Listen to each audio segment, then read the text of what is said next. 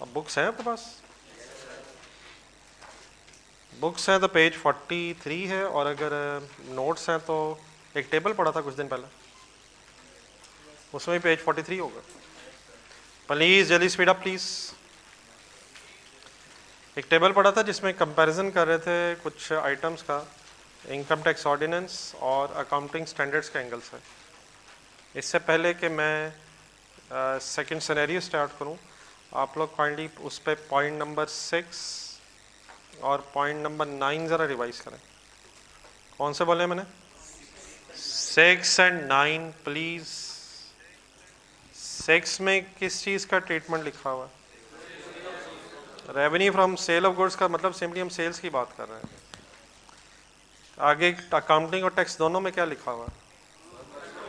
Difference है या same ही है? पॉइंट 9 में है। लेकिन एस्टिमेटेड बैड डेट्स का कॉन्सेप्ट सिर्फ अकाउंटिंग में है, टैक्स वाले बैड डेट्स को मानते तो हैं लेकिन एस्टिमेटेड बेसिस पे नहीं, एक्चुअल बेसिस पे। हम accountants estimated bad debts record करते हैं और टैक्स वाले एस्टिमेटेड बैड डेट्स को अलाउ नहीं करते। वो अलाउ कर देंगे अगर एक्चुअल होगा। ठीक है? यहाँ तक आ जाए रजिस्टर में।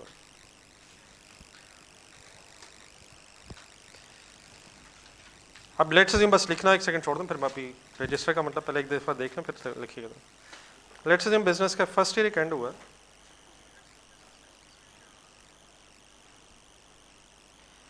First year ended on 30th June 2025। First year इसलिए कह रहा हूँ ताकि फर्स्ट ईयर के एंगल से पहले ब्रॉड डाउन ना आए, और फिर यहीं से सेकेंड ईयर में जाएंगे, ताकि ब्रॉड डाउन के बगैर और ब्रॉड डाउन के साथ दोनों ज़रा डिस्कशन हो रहे हैं। तो let's assume first year and, किस तरह से लिख लेते हैं, फर्स्ट ईयर एंड, और फर्स्ट ईयर एंड पे आप एज ऑन 30th जून 2025 पे खड़े हैं। Concentration please. अपने जहन में एक स्टेटमेंट ऑफ फाइनेंशियल पोजीशन बनाया जरा। लेट्स अज्यूम आपकी स्टेटमेंट ऑफ फाइनेंशियल पोजीशन में ट्रेड रिसीवेबल्स आ रहे हैं 5 लाख के। ट्रेड रिसीवेबल्स मींस डेटर्स की बात कर रहा हूँ। ट्रेड रिसीवेबल्स अगर आपकी statement of financial position as on 30 June 2025 आ रहे हैं, तो हमारी स्टेटमेंट ऑफ फाइनेंशियल पोजीशन में ये अमाउंट ट्रेड रिसीवेबल्स की कैरिंग अमाउंट कहलाएगी। एक कैरिंग अमाउंट क्या होती है यार? एसेट्स और लायबिलिटीज़ की वो अमाउंट जो हमारी स्टेटमेंट ऑफ फाइनेंशियल पोजीशन में आ रही है। अब कुछ वर्ड्स ओके हैं please, according to accounting standards.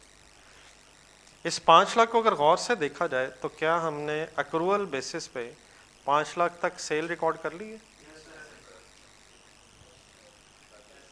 Sir cell record कर ली है सर। क्या एंट्री की होगी? क्या इनकम होगी भी है? हाँ? क्या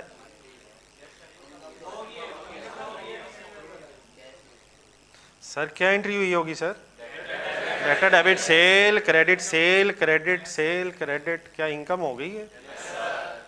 हाँ, पैसे अभी आए नहीं है, रसीट नहीं हुई, इनकम हो गई है। तो क्या ये अक्रूवल बेसिस पे इनकम बनी है? अब एक सेकंड के लिए ज़रा टैक्स पॉइंट ऑफ व्यू से statement of financial position visualize करने की कोशिश करें। क्या हमने हमेशा अकाउंटिंग पॉइंट ऑफ व्यू से और टैक्स पॉइंट ऑफ व्यू दोनों से स्टेटमेंट ऑफ फाइनेंशियल पोजीशन बनानी होती है? हमने हमेशा statement of financial position accounting point of view से बनानी होती है। सिर्फ टैक्स की डिस्कशन करते हुए हमें sometimes tax point of view से भी सोचना पड़ता है। तो टैक्स पॉइंट ऑफ व्यू से स्टेटमेंट ऑफ फाइनेंशियल पोजीशन ज़रा जहन में बनाएं। अभी आप पॉइंट नंबर 6 पढ़ के आए, क्या टैक्स वाले भी अक्रूवल बेसिस पे सेल्स रिकॉर्ड करते हैं? तो क्या अगर अकाउंटिंग में एंट्री हुई है रिसीवेबल डेबिट सेल क्रेडिट, तो correspondingly tax point of view से यही एंट्री हुई होगी। तो क्या अगर टैक्स पॉइंट ऑफ व्यू से स्टेटमेंट ऑफ फाइनेंशियल पोजीशन बनाई जाए तो उसमें भी 5 लाख का रिसीवेबल आ रहा होगा? क्या कैरिंग अमाउंट और टैक्स बेस बराबर ही होगी? इस केस में यार, क्या उस केस में भी बराबर होगी? पता नहीं, उसके वो केस जब आएगा देख लेंगे। क्या इस केस में अगर अक्रूवल बेसिस पे अकाउंटिंग और टैक्स दोनों में सेल्स रिकॉर्ड हो रही हैं, तो कैरिंग अमाउंट ऑफ रिसीवेबल और tax base of receivable same होगी? ये डिफरेंस कब होता है? जब अकाउंटिंग और टैक्स ट्रीटमेंट डिफरेंट हो। और अगर अकाउंटिंग और टैक्स ट्रीटमेंट सेम हो तो कैरिंग अमाउंट और टैक्स बेस भी सेम होती है। Any confusion? नहीं, सीरियस सवाल है मेरा, अगर कोई कन्फ्यूजन प्लीज। देन 30 जून 2015 था, सॉरी 30 जून 2025 था। आप अकाउंटेंट्स ने ईयर एंड पे 5 लाख की कैरिंग अमाउंट का जब गौर से देखा तो आपको ये महसूस हुआ कि 5% रिसीवेबल शायद ना मिल सके। क्या बोला मैंने? और देयर फोर आपने कैलकुलेटर उठाया, उठाइएगा जरा। 5 लाख का 5% मल्टीप्लाई करें। आप अकाउंटेंट्स ने एस्टिमेटेड बेसिस पे देयर फोर 2500 का एक अलाउंस बना लिया। क्या एंट्री कर ली आपने? एक और bad debts debit, allowance credit, bad debts debit, allowance for bad dates credit. यकीनन इस 25,000 के अगेंस्ट प्रॉफिट एंड लॉस में 25,000 का बैड डेट एक्सपेंस गया होगा। मैंने आपको उसका second effect statement of financial position में डेटर्स में से माइनस करके दिखाया है। जैसे ही आपने ये अलाउंस बनाया तो साथ ही फिर आपने जब टैक्स पॉइंट ऑफ व्यू से सोचा तो वहां भी अलाउंस बना लिए। अगर टैक्स पॉइंट ऑफ व्यू से स्टोरी को सोचें तो एस्टिमेटेड बेसिस पे कोई अलाउंस नहीं बनेगा। इट मीन्स इस अलाउंस के सामने टैक्स पॉइंट ऑफ व्यू से कुछ नहीं होगा। देयरफॉर हमारी फाइनल कैरिंग अमाउंट 4,75,000 हो जाएगी और उधर टैक्स बेस 5 लाख ही होगी। Full concentration please required. अपनी अगर स्टेटमेंट ऑफ फाइनेंशियल पोजीशन आप रिविजुलाइज करें तब उसमें 4,75,000 फाइनली कैरिंग अमाउंट आ रही है। और अगर यही स्टोरी हम टैक्स पॉइंट ऑफ व्यू से स्टेटमेंट ऑफ फाइनेंशियल पोजीशन में सोचें तो वहाँ टैक्स बेस 5 लाख ही होगी। अच्छी भली कैरिंग अमाउंट सेम थी, डिफरेंस क्यों आ गया है? अलाउंस के अकाउंटिंग और टैक्स ट्रीटमेंट के डिफरेंट होने की वजह से हमारा फाइनली कैरिंग अमाउंट और टैक्स बेस ऑफ डेटर्स में डिफरेंस आ गया है। कितना डिफरेंस आ गया है? 25,000 डिफरेंस आ गया। यहाँ तक ज़रा लिखें।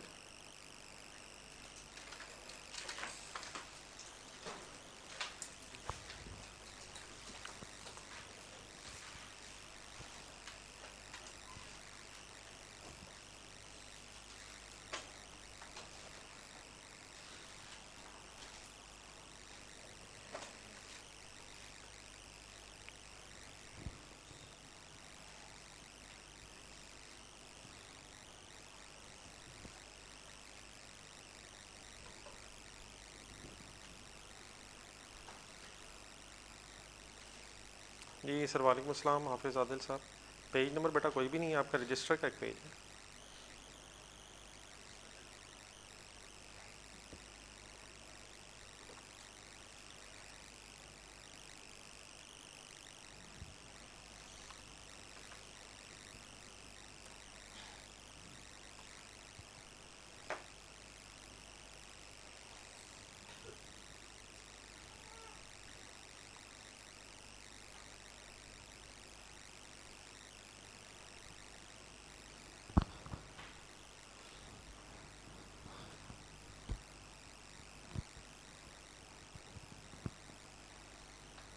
आप आगे आ जाएं यार, पीछे पीछे इकट्ठे हो रहे हैं, इधर जगह बन जाएगी। इधर आ जाएं आप, उधर पीछे भी जगह, जहाँ दिल।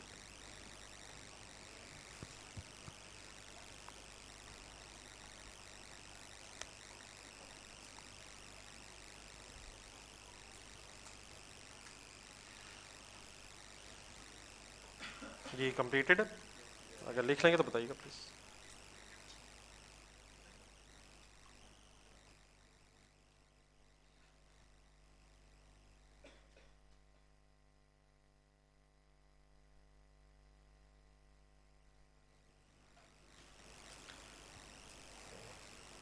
लिख लिया तो बताइएगा प्लीज़। ये लास्ट लाइन्स कोई साहब लिख तो नहीं रहे प्लीज़।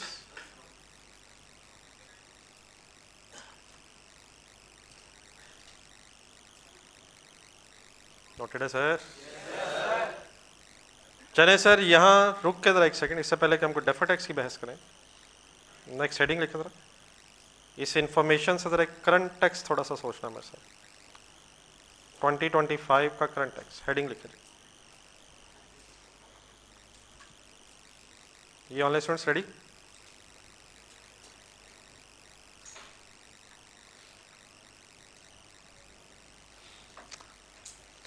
जी, करंट टैक्स का स्टार्टिंग पॉइंट क्या होता है? Accounting profit, and accounting profit means profit before tax. Patience एक second. Let's assume accounting profit है 12 लाख।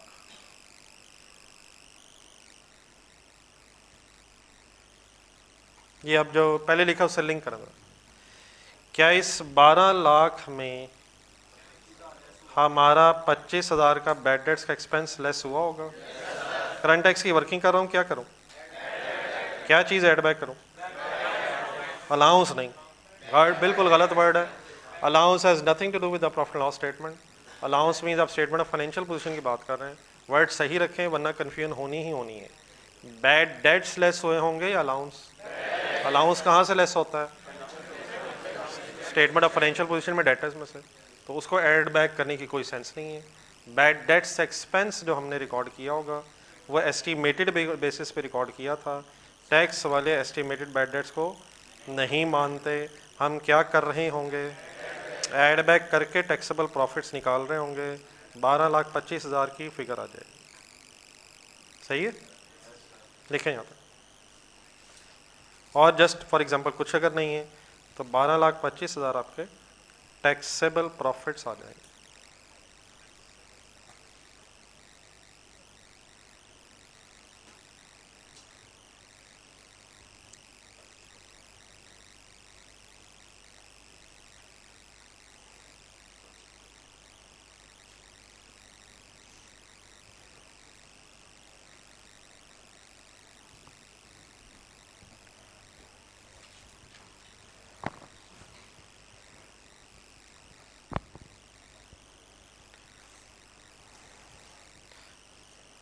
टैक्स रेट सपोज 30% है।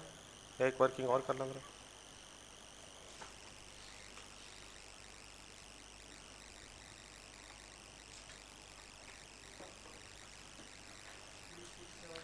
$367,500।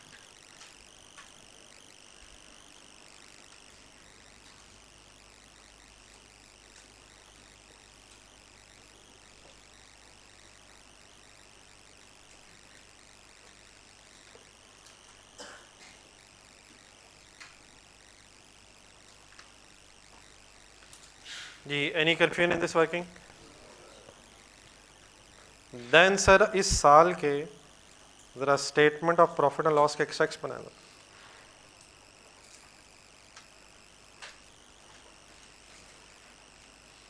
अब ये वर्ड्स मेरे समझ आ जाते हैं, कभी मैं कुछ बोलता हूँ कभी कुछ। करंट टैक्स जहन में आ जाता है कहाँ से शुरू होता है? अब statement of profit and loss कह रहा हूँ for the year ended suppose 2025।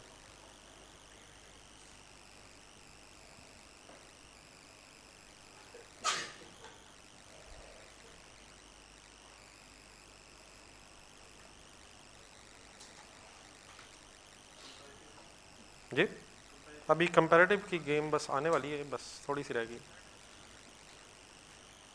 Ji sir, starting point बना लें प्रॉफिट बिफोर टैक्स। एक सेकंड लिखवा दें जरा, बताएं प्रॉफिट बिफोर टैक्स क्या है? 12,25,000 नहीं, 12 lakh. Profit and loss statement है, प्रॉफिट बिफोर टैक्स के बाद हेडिंग क्या आती है? टैक्स में पहला टैक्स कौन सा कैलकुलेट हो गया? करंट टैक्स की एंट्री बता दें। करंट टैक्स एक्सपेंस डेबिट, वो आपने करंट टैक्स की वर्किंग में से कैलकुलेट किया, उसका debit effect profit and loss में एज एन एक्सपेंस लेस हो गया। लिख लें सर। और obviously second effect will go to statement of financial position in current liabilities. Normally tax is payable within next 12 months.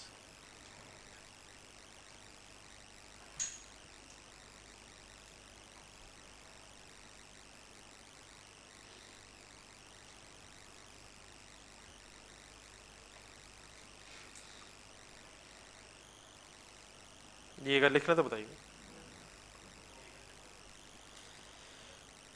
Then sir, जिस तरह की कल एक बहस हुई थी, यहां तक तो हो गया करंट टैक्स. लेकिन अब अगर गौर से फिगर्स देखी जाए जो हमने प्रॉफिट एंड लॉस में लिखी हैं, तो कमाया कितना था. जरा करंट टैक्स की वर्किंग भी सामने रखना. जरा कमाया कितना था, टैक्स कितने प्रॉफिट्स पे दे रहे हैं, कितने कम प्रॉफिट्स पे टैक्स दे रहे हैं. और यार पहला साल है उस्मान, क्या हो गया. पहले साल में तो कम प्रॉफिट्स पे टैक्स देते हैं. जरूरी नहीं, वो तो उस सिनेरियो में था. कितना प्रॉफिट कमाया सर, भाई अपना सर, कितना कमाया सर, कितने पे टैक्स दे रहे हैं, कितने एक्स्ट्रा प्रॉफिट्स पे टैक्स दे रहे हैं. कैलकुलेटर उठाएं. 25,000 पे कितना एक्स्ट्रा टैक्स दे रहे हैं. कैलकुलेटर सर, कैलकुलेटर की जरूरत है सर. 25,000 मल्टीप्लाइड बाय, तो कितना एक्स्ट्रा टैक्स दे रहे हैं. तो क्या इस साल का ही 7,500 एक्स्ट्रा दे रहे हैं. इस साल का कितना बनता है. कैलकुलेटर कैलकुलेटर कैलकुलेटर 12 लाख लिखें कैलकुलेटर पे. अगर 12 लाख कमाया है सर, मैं अभी आगे फिगर बोलूंगा तो वर्किंग करेंगे ना. 12 लाख अगर कमाया है और टैक्स रेट 30% है, तो इस साल का टैक्स बनता कितना है.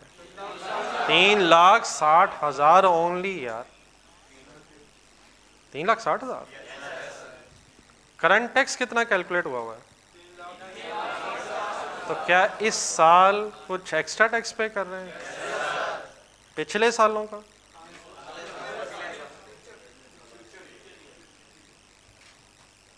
इस बॉक्स का टोटल कितना होना चाहिए, sum of current tax and deferred tax.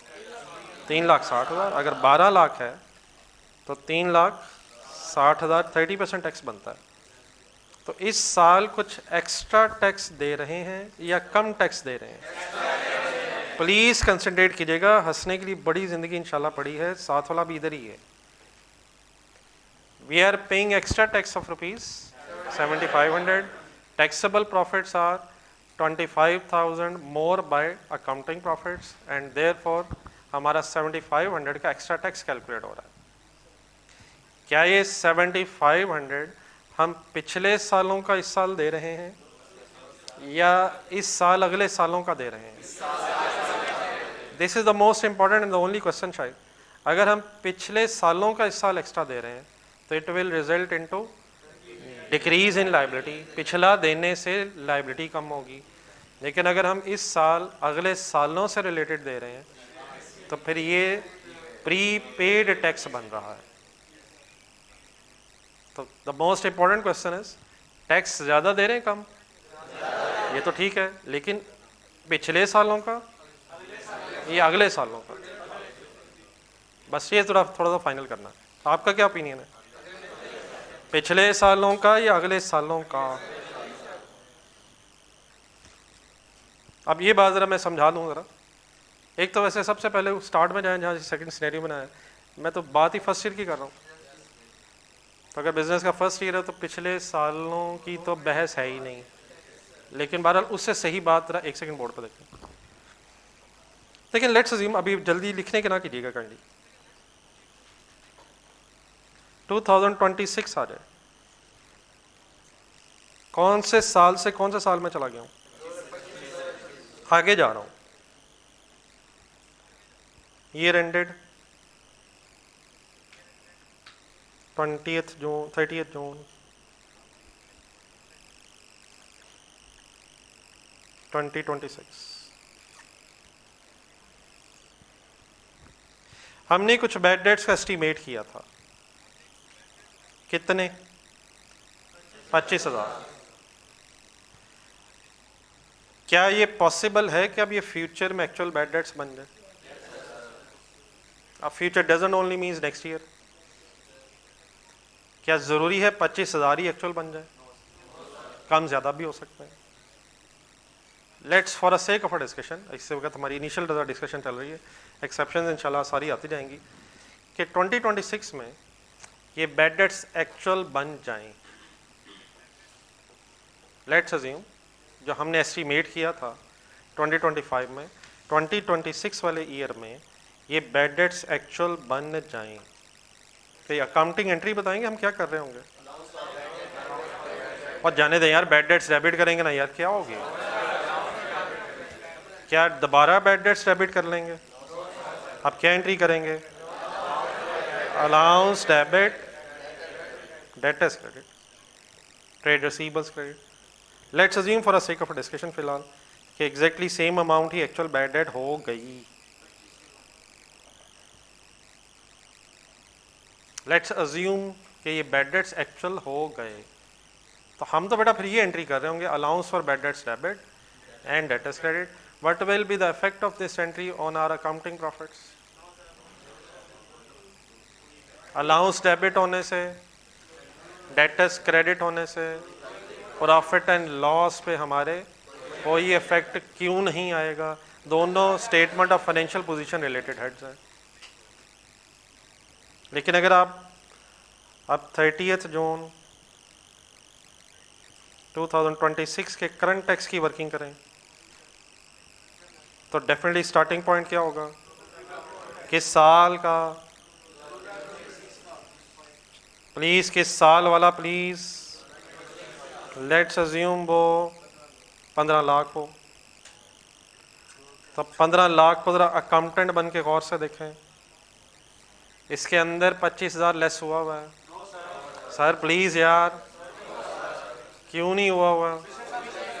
पिछला साल तो ओके है, हमने इस साल कोई ऐसी एंट्री नहीं की जिससे 25,000 प्रॉफिट लॉस में, तो हमारे इस प्रॉफिट में 25,000 लेस नहीं हुआ होगा। लेकिन क्या करंट टैक्स की वर्किंग करते हुए टैक्स वाले इस साल इन एक्चुअल बैड डेट्स को अलाउ एज एन एक्सपेंस कर देंगे? उससे क्या होगा? आप लेस कर रहे होंगे तो टैक्सेबल प्रॉफिट्स, कैलकुलेटर पकड़ें, बढ़ जाएंगे या कम हो जाएंगे? Please taxable profits of next year जब कभी एक्चुअल बैड डेट्स बनेंगे तो बढ़ जाएंगे या कम हो जाएंगे? कितने हो जाएंगे? मल्टीप्लाइड बाय 1 सेकेंड 30% करें प्लीज। क्या करें? Taxable profit into rate is equal to 42500। कुछ क्लियर है सर यहाँ तक? अब मैं कहना क्या चाहता हूँ, गौर से आखिरी चीज सुने। 15 लाख लिखें कैलकुलेटर पे, 15 लाख को जरा रेट से मल्टीप्लाई करें। अगर ये एक्चुअल बैड डेट्स ना हो तो टैक्स कितना बनता है? लेकिन अगर ये बैड डेट्स फ्यूचर में अलाउ हो गए हैं तो क्या कम टैक्स देना होगा या ज्यादा देना होगा? कम देना पड़ेगा। कम इसलिए देना पड़ेगा कि क्या पहले ही दे दिया था?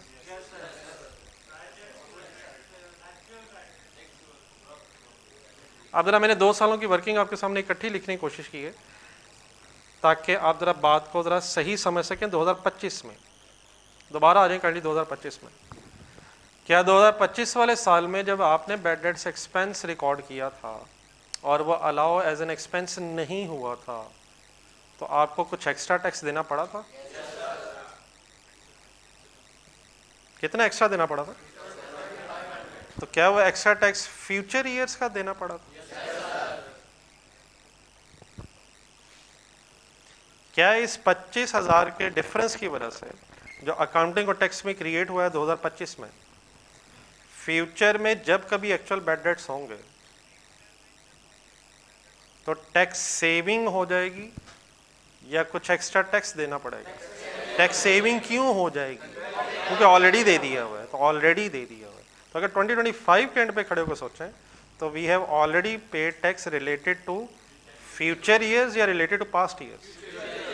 तो ये मेरी सारी वर्किंग जो 2026 की मैंने आपके सामने की है, ये आपको सिर्फ ये बताने के लिए है कि 7500 जो हम 2025 में पे कर रहे हैं वो पिछले सालों से रिलेटेड नहीं है, वो अगले सालों से रिलेटेड है।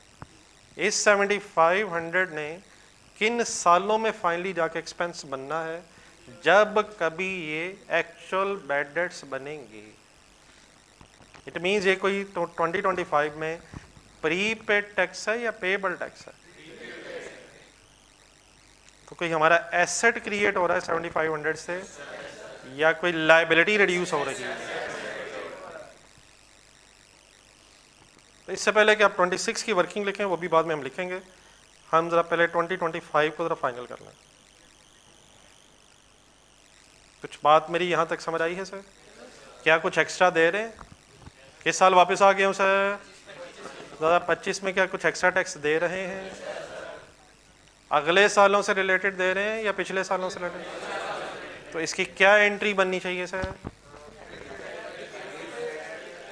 एसेट बढ़ना है, कम होना है? और एक और चीज़ गौर से जरा बन गई एंट्री, तकरीबन इस बॉक्स के अंदर आए। करंट टैक्स कितना लिखा हुआ है मैंने? 3,67,500। टैक्स है कितना इस साल का? क्या कुछ ज्यादा एक्सपेंस लिखा हुआ है यहाँ?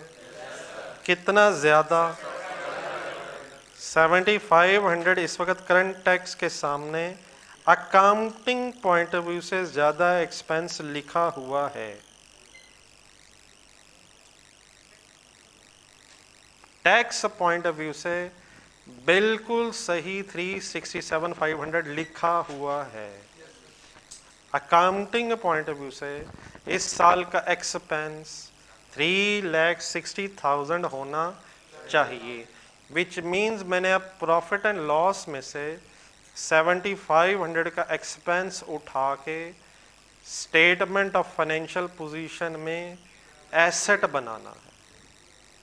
क्या 7,500 इस वक्त प्रॉफिट एंड लॉस में एक्स्ट्रा एक्सपेंस आया हुआ है? अकाउंटिंग पॉइंट ऑफ व्यू से, टैक्स पॉइंट ऑफ व्यू से, अकाउंटिंग पॉइंट ऑफ व्यू से, हमारे एंगल से ये 7,500 फिलहाल एसेट है या एक्सपेंस है? तो कहाँ से उठा के इसे कहाँ लेके जाना है? प्रॉफिट एंड लॉस से इस एक्सपेंस को उठा के asset mean statement of financial position में लेके जाना है। क्या बढ़ाना है, क्या कम करना है? क्या कम करके क्या बढ़ाना है? एक्सपेंस कम करके एसेट अगर बढ़ाना है तो कोई एंट्री बता सकते हैं सर? ये कौन सा टैक्स है? करंट टैक्स है या डेफर्ड टैक्स है? करंट टैक्स नहीं। करंट टैक्स कितना है? ये आगे जितनी बहस हुई है ये अकाउंटिंग पॉइंट ऑफ व्यू से एक्रूअल बेसिस पे हुई है। क्या ये 7,500 अकाउंटिंग पॉइंट ऑफ व्यू से 2025 का एक्सपेंस है या फ्यूचर का एक्सपेंस है? तो ये कौन से कॉन्सेप्ट की गेम चल रही है? एक्रूअल कॉन्सेप्ट, और एक्रूअल कॉन्सेप्ट की वजह से जो टैक्स है that is not called as current tax, it is current tax. क्या होता है जी? जो टैक्सेबल प्रॉफिट से रेट लगता है यार, वो तो लग गया, 367,500 आ गए। अब हमें इस पे इतराज ये है कि एक्रूअल बेसिस पे ये 7,500 इस साल का एक्सपेंस नहीं है, ये अगले सालों का है। फिलहाल इसे कहाँ की बजाय कहाँ होना चाहिए? प्रॉफिट एंड लॉस की बजाय स्टेटमेंट ऑफ फाइनेंशियल पोजीशन में। तो is it a current tax और अ डेफर्ड टैक्स? लेकिन क्या डेफर्ड टैक्स एसेट बन रहा है या लायबिलिटी बन रही है? तो ये जो प्री पेड टैक्स कह रहे हैं हम, प्री पेड डेफर्ड टैक्स है, इसका सही नाम अकॉर्डिंग टू IAS 12 है deferred tax asset. Deferred tax asset किसे कहते हैं sir? Pre paid tax. Deferred tax liability किसे कहते हैं? लायबिलिटी पेएबल, पेएबल ही के नाम है। तो prepaid tax is called as deferred tax asset तो प्लीज क्या एंट्री बन रही है? प्लीज क्या एंट्री बन रही है? Debit tax asset debit and deferred tax expense credit. कहां से उठा के, क्या उठा के कहां लेके जाना है?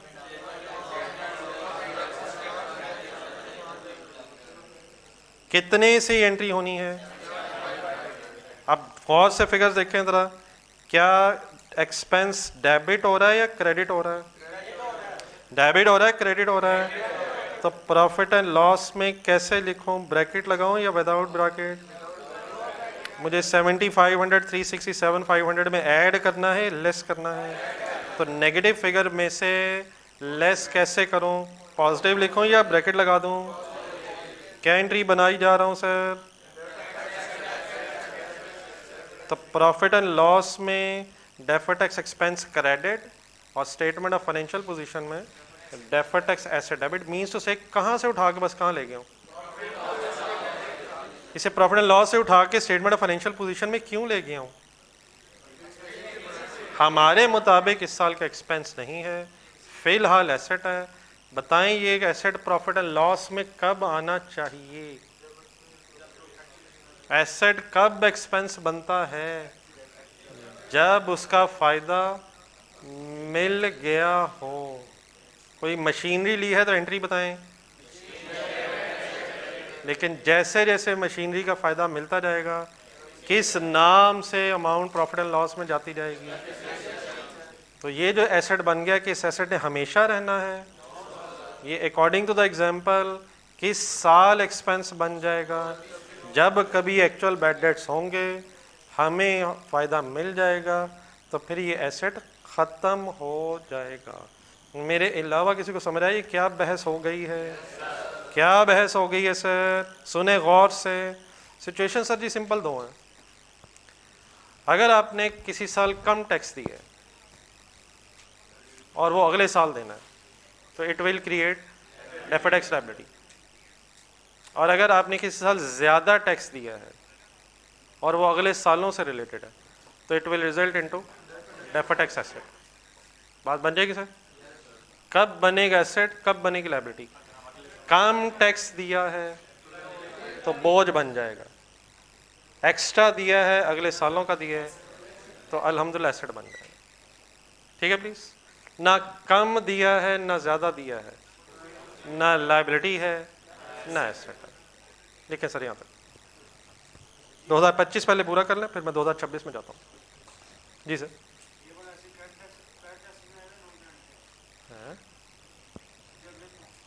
सर जब स्टेटमेंट ऑफ फाइनेंशियल पोजीशन बनाएंगे तो लिख लेंगे नहीं। एसेट्स में आएगा, किन एसेट्स में इंशाल्लाह आ जाएगा यार, कमाल हो।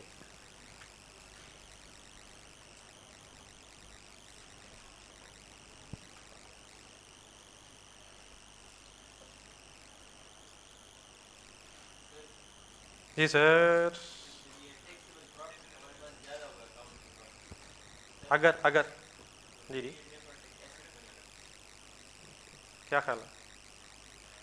मैंने तो यही कहा, अगर हमने इस साल ज्यादा टैक्स दिया है और अगले सालों का दिया है, तो फिलहाल एसेट है, प्रीपेड है।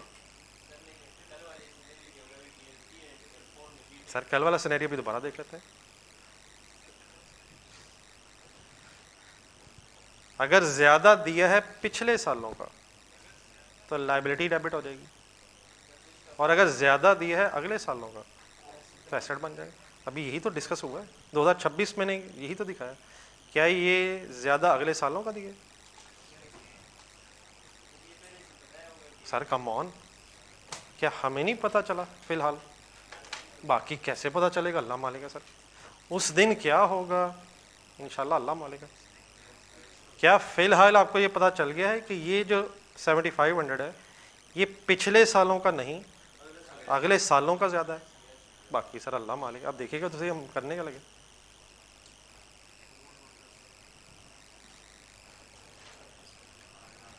ये ऑनेस्ट नहीं, कोई नहीं, बस पहले यहाँ तक कर लें, कोई इशू नहीं। ये मेरे प्रॉफिट आफ्टर टैक्स बता दें। ये किस साल की वर्किंग लिख रहे हैं आप? 26 ना लिख लीजिएगा। 8,40,000। यार कल तो ये फैसला हुआ था कि प्रॉफिट आफ्टर टैक्स हमेशा 70,000 ही आता है। शुक्र है, शुक्र, मतलब ठीक है, मैं बस जज़ाकल्लाह। मगर ये सवाल आपकी तरफ से नहीं है तो मैं वापस ले लेता हूँ। ऐसे सवाल तो लॉजिकल है यार, कल तो हर साल ही आ रहा था। नोट कर लिया सर? तो कोई नहीं, 16 में मैं दोबारा जाता हूँ, पहले 15 फाइनल। क्या फिलहाल हमें ये पता चल गया है कि 7500 अगले सालों का हमने 2025 में दिया है? पहले ये अगर क्लियर नहीं हुआ तो ये बता दो। अब सर डेफिनेटली इस वक्त हम लर्निंग फेज में, तो ये लंबी लंबी वर्किंग्स हो रही हैं। अगर आपने नोट कर लिया तो मैं आपको एक कभी चीज़ का आइडिया दे के आगे चलना चाह रहा हूँ। नोट कर लिया? किसको लिखते नहीं आप?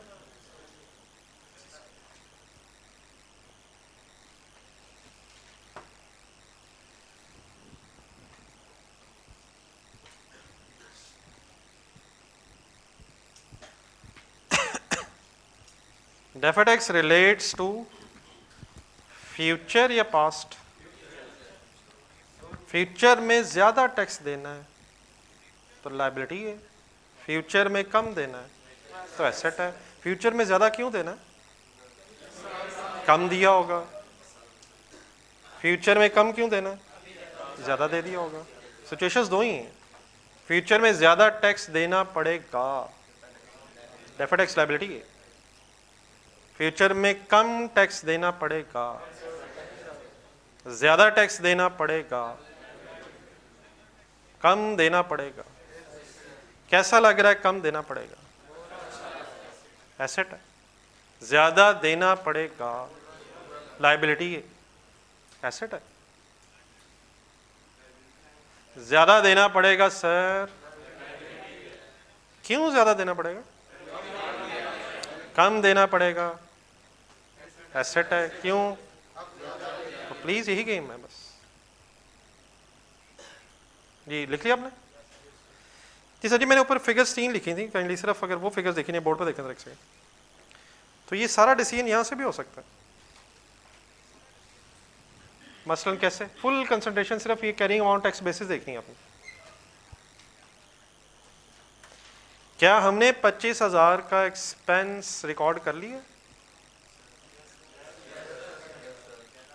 क्या हमने 25,000 का बैडेड एक्सपेंस रिकॉर्ड कर लिया है?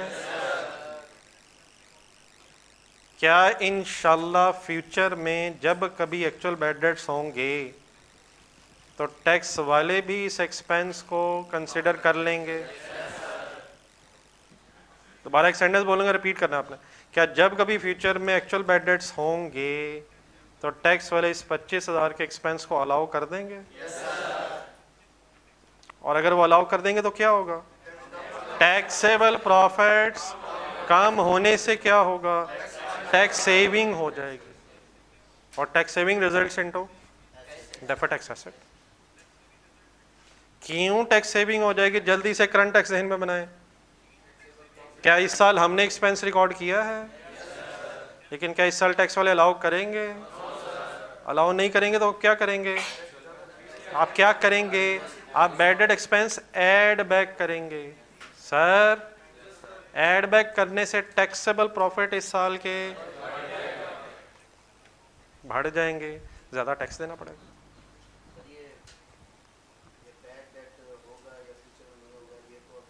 सर ना करें, सर ना करें, अलाउंस पे आए एक सेकेंड। हमें इस वक्त पूरा यही यकीन होगा बेस्ड ऑन बेस्ट एस्टीमेट कि इसने होना है। अगर डाउट होगा आप नहीं करेंगे, और अगर इसने होना है यकीनन फ्यूचर में एस्टीमेट्स चेंज हो जाते हैं, और जैसे ही एस्टीमेट्स चेंज होंगे हम भी इसे प्रोस्पेक्टिवली ठीक कर लेंगे। फिलहाल प्रूडेंस ही की वजह से तो लगाया। ये अलाउंस किस कॉन्सेप्ट की वजह से बनाया? और क्या इस वक्त ये हमारा बेस्ट एस्टीमेट है? लेकिन एस्टीमेट है, क्या फ्यूचर में चेंज हो सकता है? फ्यूचर में अगर चेंज होगा तो हम भी प्रोस्पेक्टिवली ठीक कर लेंगे। फिलहाल क्या हमारा बेस्ट अंदाज़ा यही है? यही है सर। लेकिन क्या अंदाजे बदल जाते हैं? प्रोस्पेक्टिवली ठीक होते हैं, रेट्रोस्पेक्टिवली? फिलहाल की बेस पे हम वर्किंग कर लेंगे। बाकी अगर फॉर एग्जांपल हमारी एक्सपेक्टेशन से गेम डिफरेंट हो गई तो हम हमेशा की तरह अपनी फिगर्स को प्रोस्पेक्टिवली एडजस्ट कर लेंगे। प्रोस्पेक्टिवली होता क्या वैसे? आगे जब होगा एक्चुअली उस वक्त जाकर ठीक कर लेंगे। इट इज़ एन एस्टीमेट, लेकिन is it a random estimate बस जो जहन में आया? 5% रेट कहाँ से आया? सोचा गया है सर। 4.9 क्यों नहीं? अगर वो बेस्ट होता तो वो होता। तो हमारे इस वक्त के अंदाजे के मुताबिक ये वो बेस्ट अमाउंट है जो बैड डेट होगी। नहीं होगी तो इंसान है, कोताही मान लेंगे, प्रोस्पेक्टिवली ठीक कर लेंगे। डन है सर? है सर। 2016 भी जरा, सॉरी 2026 भी जरा अगर एक दफ़ा कंप्लीट करके लिख लें फिर आप। मैंने क्या ज्यूम किया, आप जो बोर्ड पे आपको नजर आ रहा है, ये मैंने क्या ज्यूम किया था? किस साल एक्चुअल हो गए? सही वाइंड अप करवाना है जी, 1 सेकंड आ रहा है। एक्चुअल बैड डेट्स जब हुए तो हम तो एस्टिमेट कर चुके थे, therefore double entry was allowance debit and bad dates credit. फिर नीचे मैंने लेस किया था ये, ओके? दोबारा देख लें जरा।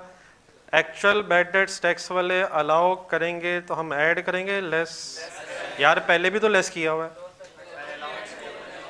अब ईयर वाइज चल रहे हैं हम, प्रॉफिट्स एक्यूमुलेटेड नहीं होते। किया था, जो हुआ था वो एड बैक भी हो गया था। क्या इस साल हमने 15 लाख में एक्सपेंस रिकॉर्ड किया हुआ है? क्यों नहीं किया? क्योंकि इस साल का एक्सपेंस ही नहीं है। पिछला साल आप छोड़ें सर, इस साल का एक्सपेंस ही नहीं है। टैक्स वालों ने अलाउ किया, टैक्सेबल प्रॉफिट ज्यादा हो गए, ये कम हो गए। ये अब इस साल 2026 के भी मुझे जरा statement of profit loss extracts बनवा के बात खत्म कर दें, फिर लिखिएगा।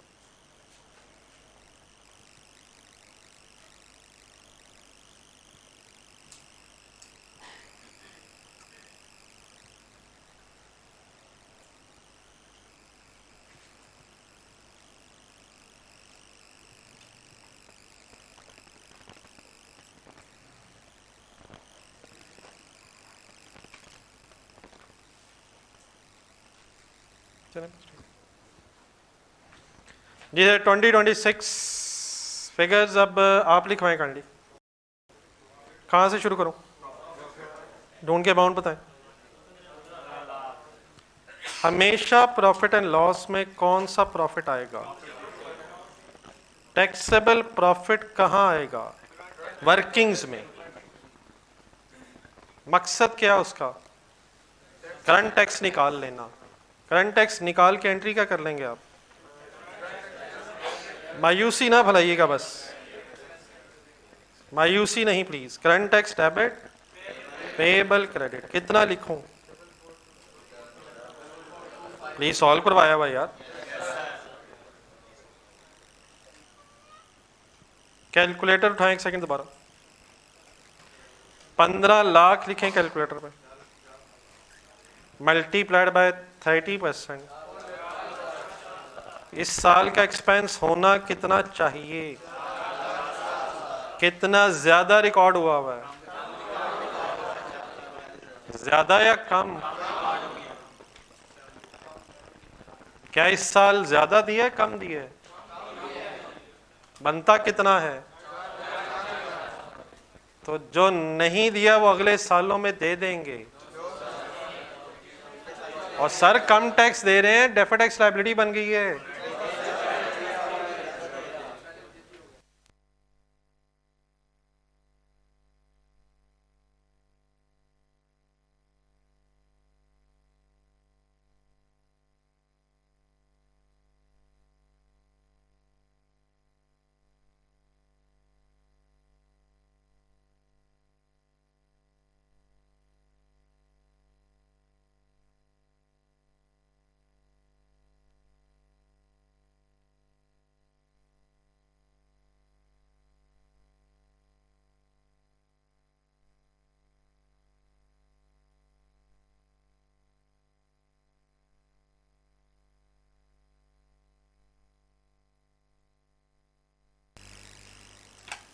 चलो मैं खुद ही कर देता हूं।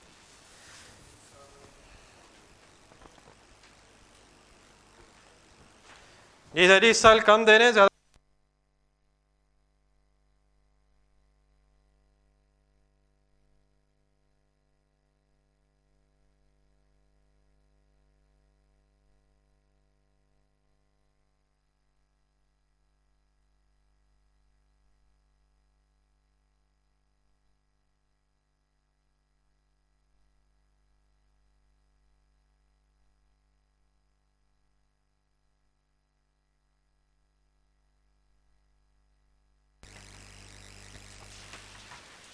ये कितने से सर? 7500 से। Let me finish please. Extracts में लिखवाएं 7500 एज एन एक्सपेंस। कैसे लिखूं? पॉजिटिव फिगर या नेगेटिव? Positive negative. और इसके साथ क्या आ गया? Deferred tax expense. कुछ क्लियर हो रही है सर बात? चलिए नोट करें ज़रा। पहले आप भी यहाँ तक वर्किंग लिख लें, उसके बाद फिर एक्सट्रैक्ट्स बना लीजिए।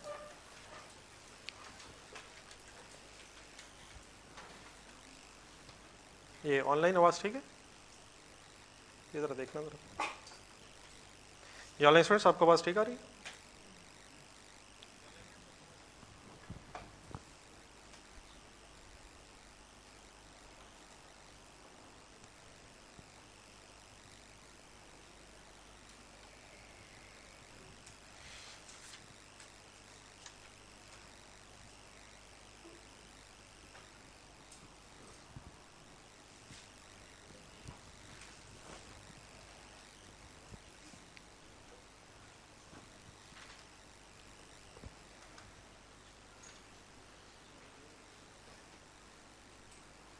ये श्याम साहब जज़ाकल्लाह।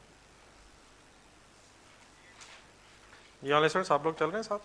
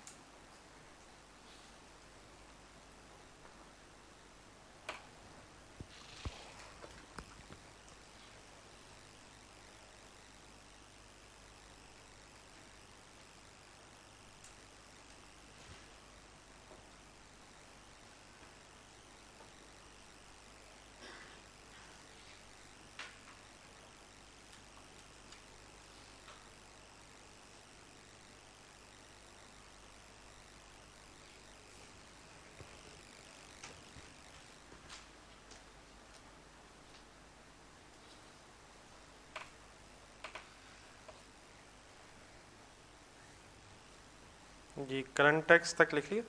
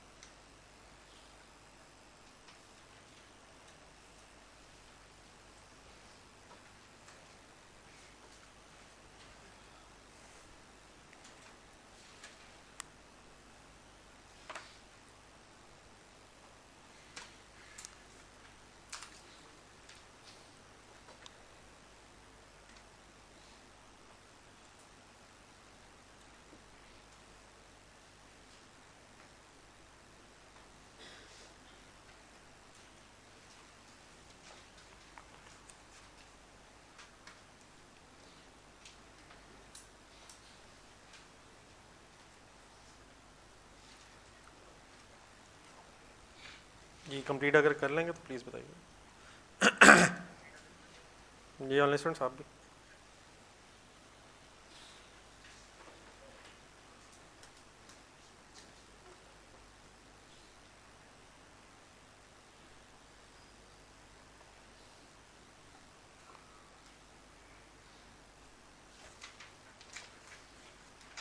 ये प्रॉफिट आफ्टर टैक्स सही है? 10,50,000। Profit before tax minus tax is equal to profit after tax.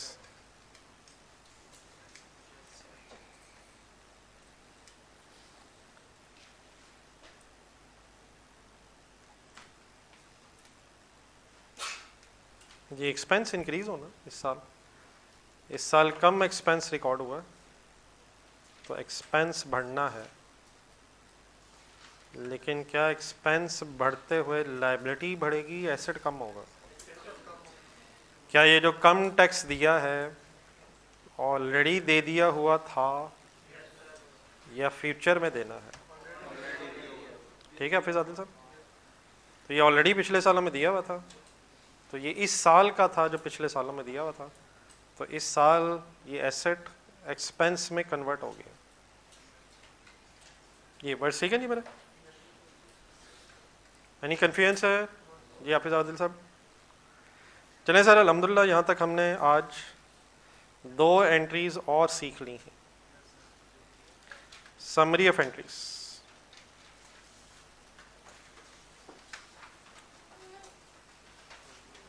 जी हाफिज आदिल साहब ठीक है प्लीज।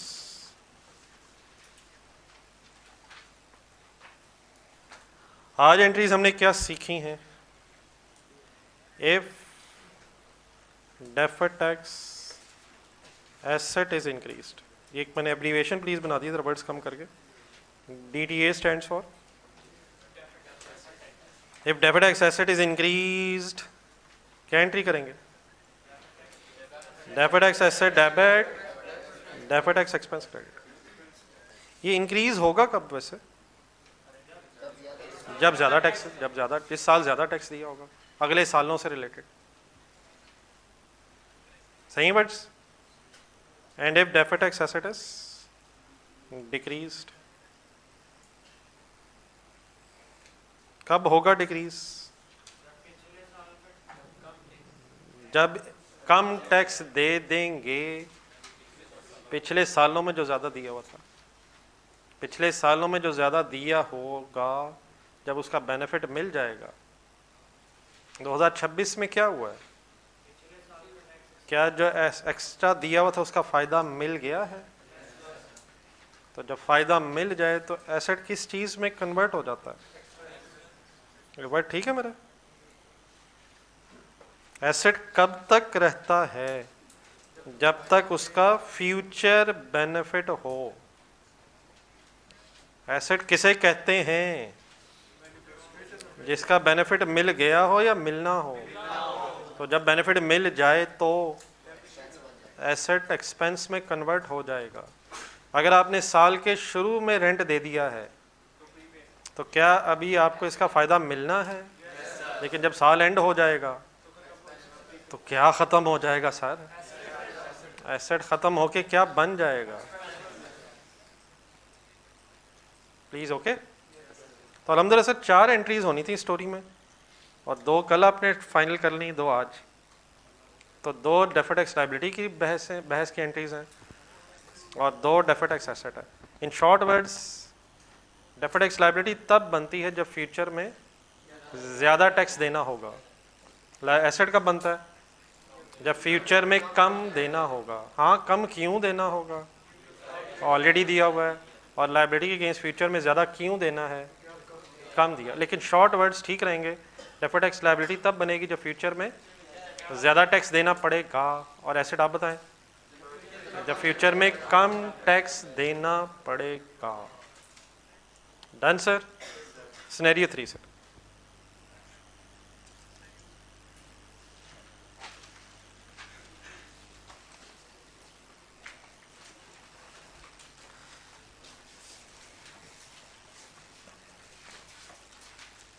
सिनेरियो 3 करने से पहले हेडिंग लिख लें बस और पेज नंबर 43 पर दोबारा जाएं।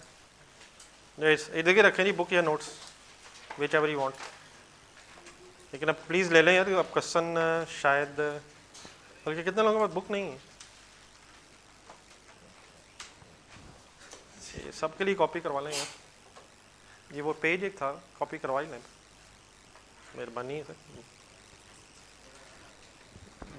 सिनेरियो 3 करने से पहले अपने पेज 43 पे जहाँ भी वो है ज़रा पॉइंट नंबर काइंडली 7 रिवाइज करें। सॉरी 8 ग्रेजुटी वाला। ग्रेजुटी भाईजान, अकाउंटिंग में ग्रेजुटी को एक्सपेंस कब बनाते हैं? एक्रूअल बेसिस पे, जैसे जैसे सर्विसेज मिल रही हों। नेक्स्ट पेज देख के एंट्री सो आ जाए ग्रेजुटी एक्सपेंस की। देख लें देख लें देख लें देख लें, start start start start. Gratuity expense start, gratuity expense debit, payable credit. पे करेंगे तो हम अकाउंटेंट्स की एंट्री करते हैं। वापस पॉइंट 8 पे जाएं। टैक्स वाले ग्रेजुएटी को एक्सपेंस मान लेते हैं, मान लेते हैं, लेकिन अक्रूवल बेसिस पे नहीं, कैश बेसिस पे। इट मीन्स जब कभी कैश क्रेडिट होगा तो टैक्स वाले अलाउ कर देंगे कि अब एक्सपेंस डेबिट हो जाए। क्या हम एक्सपेंस पेमेंट बेसिस पे डेबिट करते हैं और टैक्स वाले एक्सपेंस को कैश बेसिस पे अलाउ करते हैं? अब ये जहन में रख के आ जाए अपने रजिस्टर पर और सिनेरियो 3 हेडिंग लिख के बस रुक दें।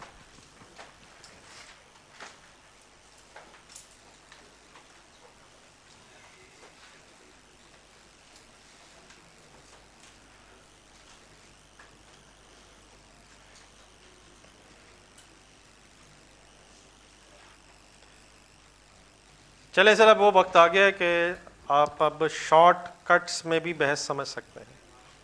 कंसंट्रेशन ज़रा लिखना छोड़ें। एक स्टेटमेंट ऑफ फाइनेंशियल पोजीशन ज़रा विजुलाइज करें। Suppose as on 30 June 2025। Suppose आपकी स्टेटमेंट ऑफ फाइनेंशियल पोजीशन में एक ग्रेजुएटी पेएबल की 1 लाख रुपया लायबिलिटी आ रही है। क्या अकाउंटिंग एंट्री आपने की होगी? देयरफॉर ये लायबिलिटी आ रही है। Expense debit payable credit. क्या आप 1 लाख तक का एक्सपेंस रिकॉर्ड कर चुके हैं अक्रूवल बेसिस पे? ये कैसे पता चला मुझे? फुल कंसंट्रेशन से मेरी एक बात को समझने की कोशिश कीजिएगा। देखिए, अगर अक्रूवल कॉन्सेप्ट को ही जहन से निकाल दिया जाए, फॉर एग्जांपल सारी अकाउंटिंग कैश बेसिस पे हो जाए, तो इनकम कब क्रेडिट करेंगे? जब कैश आएगा। तो क्या एंट्री होगी इनकम की? Cash debit, income cell credit. और अगर कैश बेसिस है तो एक्सपेंस डेबिट कब करेंगे? तो फिर एक्सपेंस की हमेशा एंट्री क्या होगी? Expense debit, cash credit. तो ये जो पेएबल्स हैं, ये जो रिसीवेबल्स हैं, इनका कॉन्सेप्ट किस दिन ख़त्म हो जाएगा? अगर कैश बेसिस पे काउंटिंग शुरू हो जाए तो मज़ा ना आए, फिर सभी कर लेंगे मेरे जैसे भी। तो आप जैसों चार्टर्ड अकाउंटेंट्स, बड़ी बड़ी वो सैलरियाँ, तो अल्हम्दुलिल्लाह दुनिया में अकाउंटिंग अक्रूवल बेसिस पे हो रही है। अगर कैश बेसिस हो तो क्या रिसीवेबल्स पेएबल्स का कॉन्सेप्ट ख़त्म हो जाएगा? जस्ट एक सेकेंड।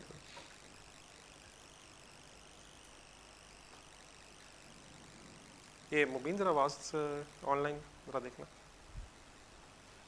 मेरा ख्याल है प्रॉब्लम।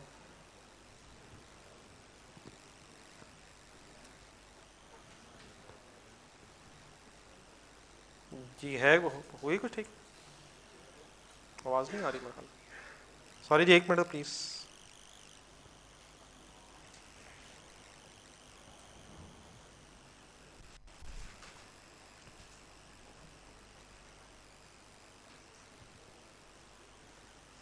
चलता कोई ऑर्डर?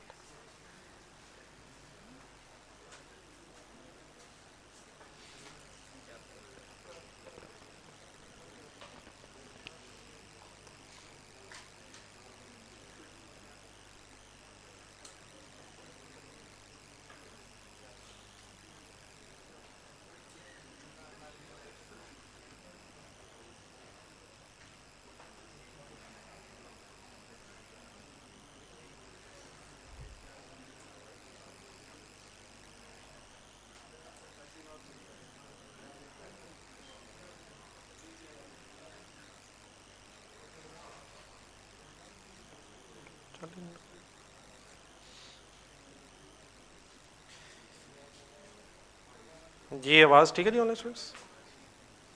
जी ऑनलाइन स्टूडेंट्स, कुछ आवाज़ ठीक हुई है प्लीज़?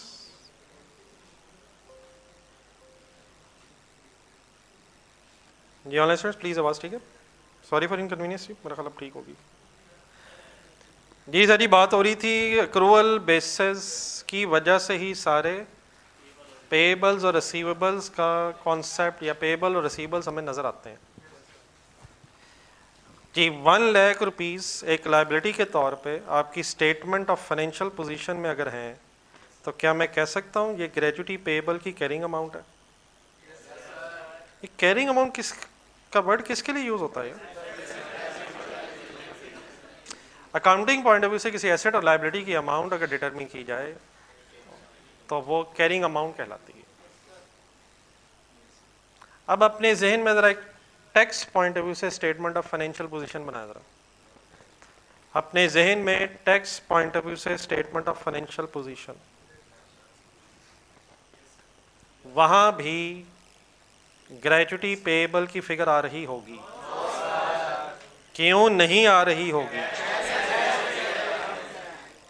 बात आपकी ठीक है, लेकिन इस इन वर्ड से जो आपने मुझे बताए हैं खुद फंस जाएंगे जरा, वो भी ठीक है। क्या हमने पेएबल बनाया? हम कौन है? अकाउंटेंट्स। क्या टैक्स वालों ने पेएबल बनाया? तो देयरफॉर टैक्स बेस नहीं होगी। हाँ, उन्होंने पेएबल क्यों नहीं बनाया? आप उस क्यों का जवाब दे रहे थे, बिल्कुल ठीक था आपका जवाब। शॉर्ट वर्ड्स, क्या हमने पेएबल बनाया? हाँ, किस कॉन्सेप्ट की वजह से बनाया? अक्रूवल। क्या उन्होंने पेएबल बनाया?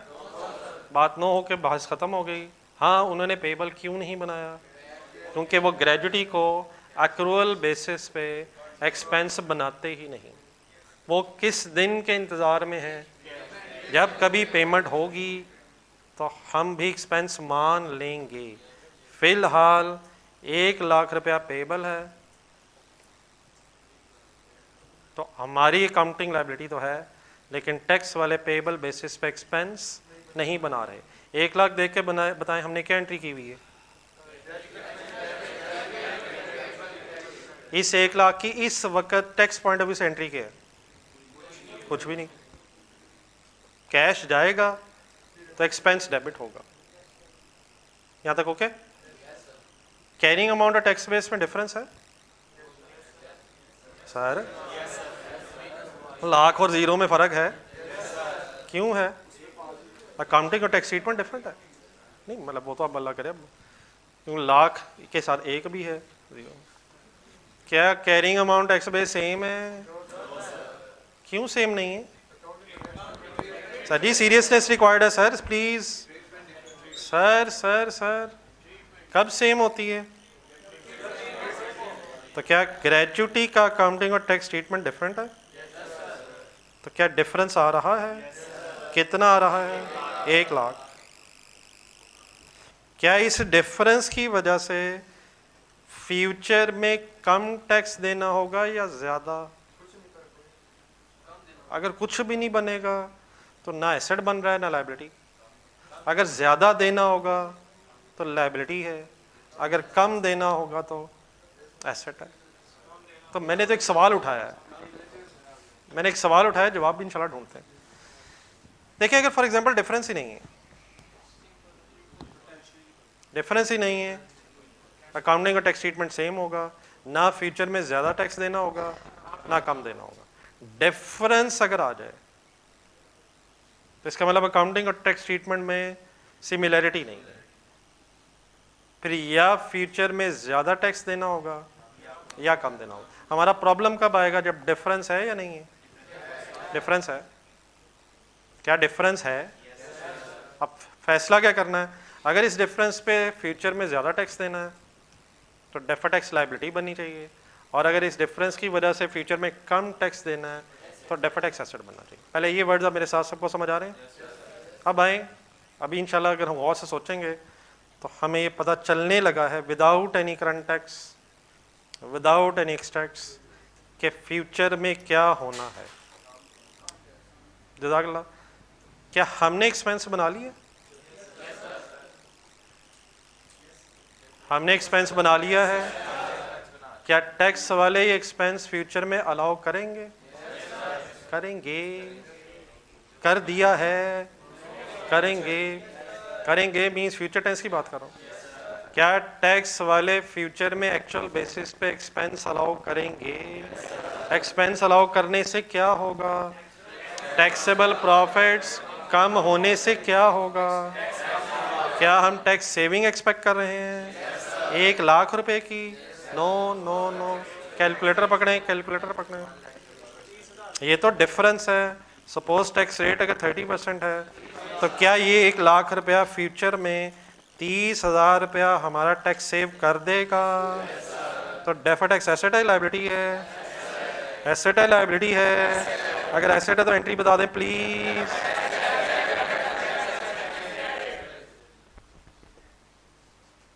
क्लियर है सर? थोड़ा सा करंट टैक्स ध्यान में लाएं। क्या इस साल हमने एक्सपेंस रिकॉर्ड किया है? लेकिन अगर पेमेंट अभी नहीं हुई, तो क्या करंट टैक्स की वर्किंग में ये एक्सपेंस ऐड बैक करना होगा? ऐड बैक करने से क्या होगा? टैक्सेबल प्रॉफिट बढ़ने से क्या होगा? इस साल जो ज़्यादा टैक्स दिया है वो पिछले सालों का दिया है, उसका फायदा कब होगा? क्लियर है सर? तो सारी वर्किंग की जरूरत नहीं है। अगर हम बड़े हो गए हैं तो बस एक लाइन में ये बहस खत्म होगी। लिखें सर।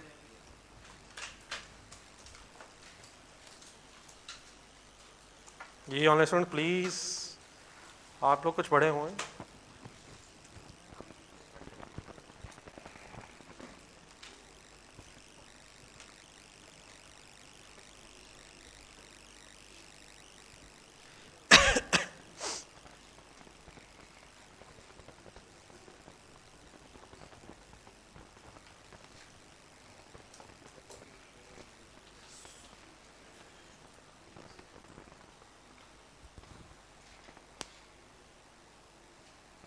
ये बड़े 1 लाख जो है एक पेमेंट बेसिस पे टैक्स वाले फ्यूचर में एक्सपेंस अलाउ करेंगे, और जब टैक्स वाले एक्सपेंस अलाउ करेंगे तो इसका मतलब ये हुआ कि एक्सपेंस को आपने फ्यूचर में लेस करना है।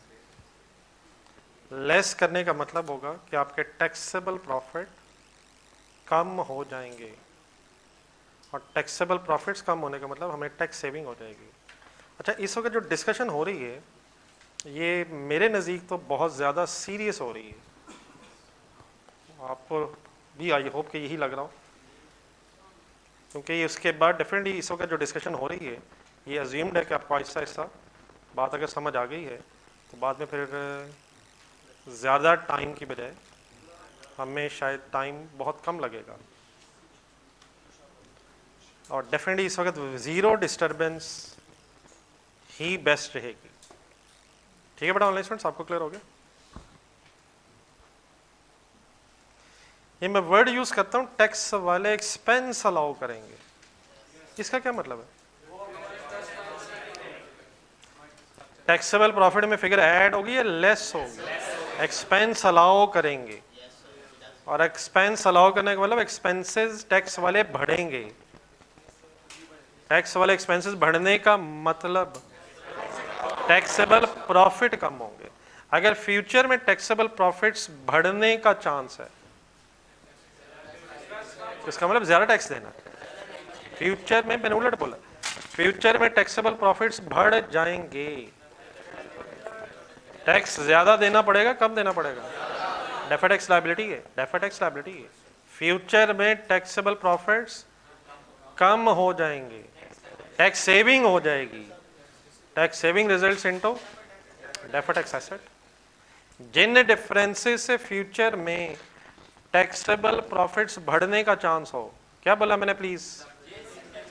जिन डिफरेंसेस से फ्यूचर में टैक्सेबल प्रॉफिट्स बढ़ने का चांस हो तो उनके अगेंस्ट डेफर्ड टैक्स लायबिलिटी बननी चाहिए, और जिन डिफरेंसेस के अगेंस्ट फ्यूचर में टैक्सेबल प्रॉफिट्स कम होने का चांस हो डेफर्ड टैक्स एसेट बनेगा।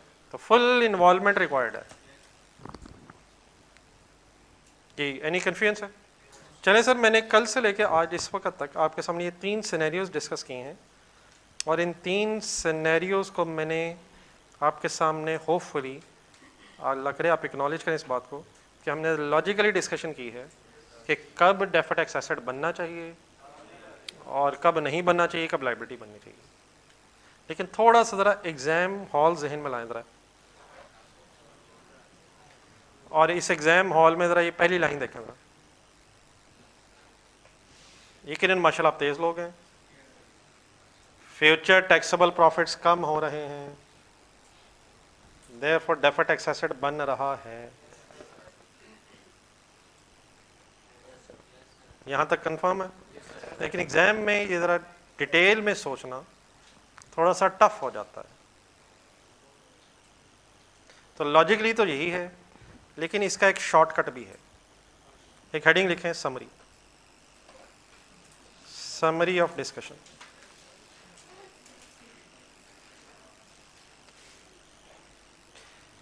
इससे पहले कि मैं समरी लिखूं, आप बताएंगे डेफर्ड टैक्स लायबिलिटी कब बनती है? जब फ्यूचर में टैक्सेबल प्रॉफिट्स बढ़ने हो, वाइस वर्सा।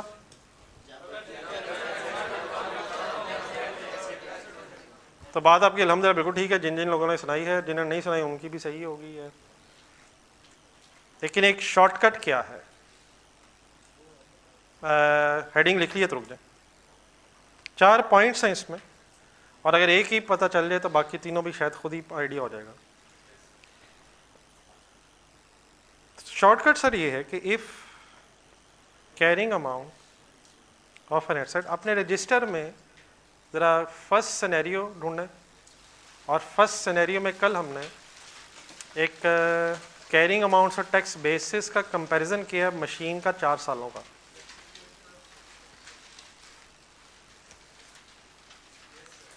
सबको पता है क्या कहा मैंने? फर्स्ट सिनेरियो के एंड पे जाके कहीं एक हमने मशीनरी के कैरिंग अमाउंट्स और टैक्स बेसिस का ईयर 1, 2, 3, 4 के एंड पे कंपैरिजन किया है। उसको काइंडली सामने रख लें और मेरा सेंटेंस सुना था। If carrying amount of an asset is more than tax base,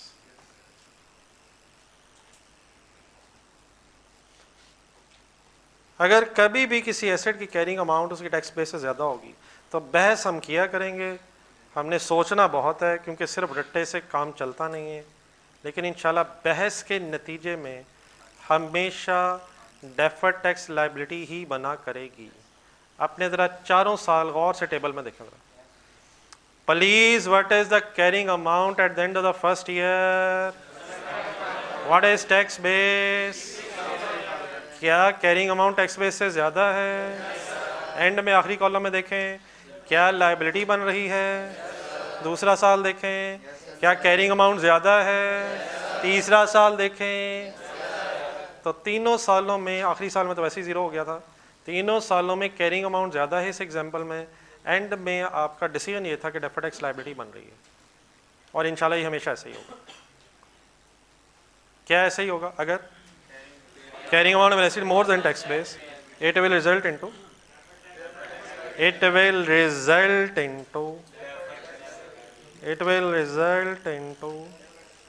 deferred tax liability.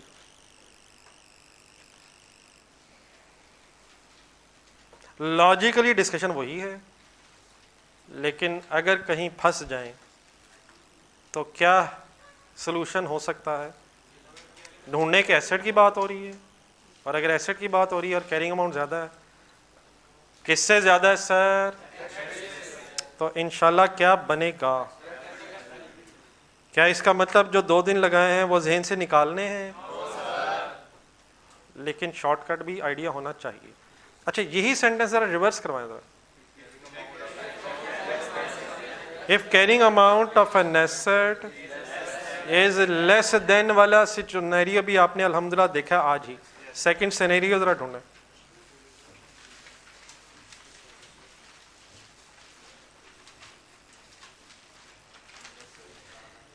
Trade receivables का एक सिनेरियो था। क्या ट्रेड रिसीवेबल एसेट है यार? उसकी कैरिंग अमाउंट बताएं। Final final final 4,75,000 tax base बताएं। क्या carrying amount is less than situation है? बड़ी बहस हुई, लेकिन अल्टीमेटली क्या बना? डेफर्ड टैक्स एसेट बना।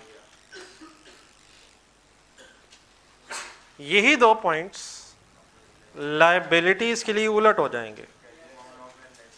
बनवाएं जरा पहला। If carrying amount of a liability, ये भी सिनेरियो आप कर चुके हैं, सिनेरियो 3 ढूंढें। Is more than tax base, क्या ग्रेजुटी पेएबल कोई लायबिलिटी है? ग्रेजुटी पेएबल क्या लायबिलिटी है? हम लिख ना लें प्लीज, 1 मिनट समझ लें, आपके लिए लिख रहा हूँ। क्या ग्रेजुटी पेएबल एक लायबिलिटी है? उसकी कैरिंग अमाउंट बताएं देख के सिनेरियो में। 1 लाख। टैक्स बेस बताएं। क्या carrying amount of a liability is more than tax base है? तो it will result into deferred tax asset. और लास्ट पॉसिबल सेंटेंस क्या हो जाएगा? If carrying amount of a liability is less than. इसका बेटा भी हमने सिनेरियो इसलिए नहीं किया क्योंकि ये सिनेरियोज करने के लिए हमें थोड़ा सा बड़े होना है। एक IFRS 9 आएगा, उसमें फिर ये वाला सिनेरियो भी इंशाल्लाह आ जाएगा। तो IFRS 9 क्योंकि अभी हमें आइडिया नहीं है, तो इसलिए मैंने उसकी एग्जांपल अभी आपके सामने नहीं रखी। क्या इसका मतलब जो पढ़ा है कल से लेके इससे पहले पहले, अब उसको निकाल के बस यही जहन में रखना है? लिख लें सर।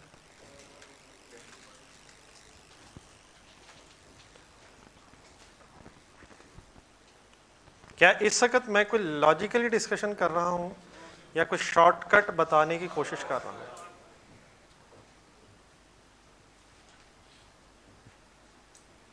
ये होगी कॉपी, ये कर लीजिए, डिस्ट्रीब्यूट कर दो।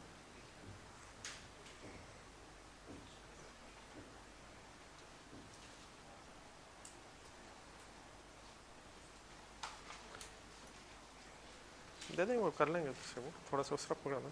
ये बड़ा एक पेज लेके जरा पीछे देते जाएंगे।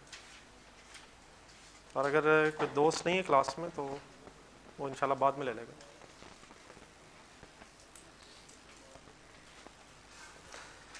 सर क्या उतना ही टाइम पिछली घड़ी में भी रहता है जितना सामने घर वाली घड़ी में रहता है? दे दें बीच बीच में यार, आ जाएंगे। फुलखान ना डरें यार, अपने ही सारे। जिनका बुक है वो चाहे ना लें काइंडली, अगर बाकी जिनके पास बुक नहीं है वो एक एक पेज ले लें। लेकिन अब प्लीज़ बुक का वैसे प्लान है कोई? जाकिला है डेफर किया हुआ प्लान? बुक लेना डेफर टैक्स लायबिलिटी है या एसेट है?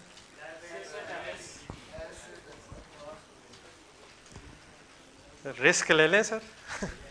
भाई ने कहा अगर, क्या उससे पहले रिस्क लेना पड़ेगा?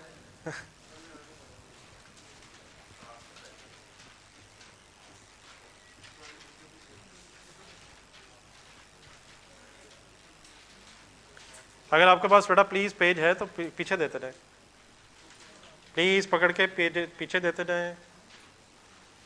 आपके पास अगर आ चुका है तो प्लीज प्लीज लास्ट लाइंस में देख लो जरा।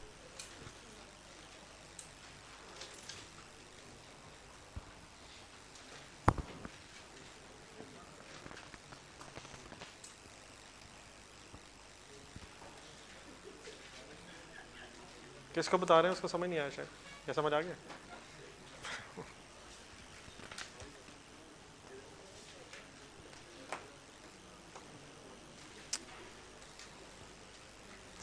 क्या ये चारों पॉइंट्स रट्टा लगाने की जरूरत है? नहीं, मेरा ख्याल में एक पहला अगर याद हो जाए तो अगले बनाए जा सकते हैं। एसेट्स के लिए जो रूल है वो लायबिलिटीज के लिए रिवर्स है। बहरहाल प्रैक्टिस रिक्वायर्ड होगी। तो अब अल्हम्दुलिल्लाह हम क्वेश्चंस की तरफ आ रहे हैं। तो क्वेश्चन से गेम असल में सही समझ आनी है। अच्छा, अब इन्वॉल्वमेंट रहनी चाहिए फुल। आज सब क्वेश्चन स्टार्ट हैं तो एक एक होमवर्क मेरा ख्याल है कि इंशाल्लाह आज तो शायद मुश्किल है लेकिन कल से स्टार्ट हो जाएगा। तो अब अगर इन्वॉल्व रहेंगे तो अगला एक हफ़्ता है, जिसने ज़िंदगी रह गई तो गुज़र तो जाना ही है, लेकिन वो डेफर टैक्स के साथ भी गुज़र सकता है और उसके बगैर खुदा न खासा गुजरने की बहस ही नहीं हो सकती है। जिनके पास बुक है पेज 44 पे आ जाए, सॉरी 51 पे, पेज 51। और जिनके पास बुक नहीं है अब, तो आपके पास ये पेज अवेलेबल है, क्वेश्चन नंबर 1। जी ऑनलाइन स्टूडेंट्स प्लीज आप मेरे साथ हैं। 51 सर, 51 रेडी है सर?